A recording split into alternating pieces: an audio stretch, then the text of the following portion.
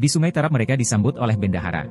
Dang tuanku bertanya apakah bendahara bersedia menerima Cindua Mato yang bodoh dan miskin sebagai menantunya. Sebenarnya Cindua Mato adalah calon menantu ideal, dan karena itu lamaran tersebut diterima.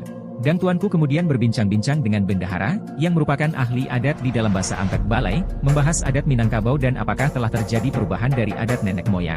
Menurut bendahara prinsip-prinsip yang diwariskan dari perumus adat Datuk Ketemanggungan dan Datuk Perpatih Nan Sebatang tetap tak berubah. Sementara itu Cindua Mato mendengar perguncingan di pasar bahwa Putih Bungsu, tunangan Dang tuanku, akan dinikahkan dengan Imbang Jayo, Raja Sungai Ngiang, sebuah negeri di rantau timur Minangkabau.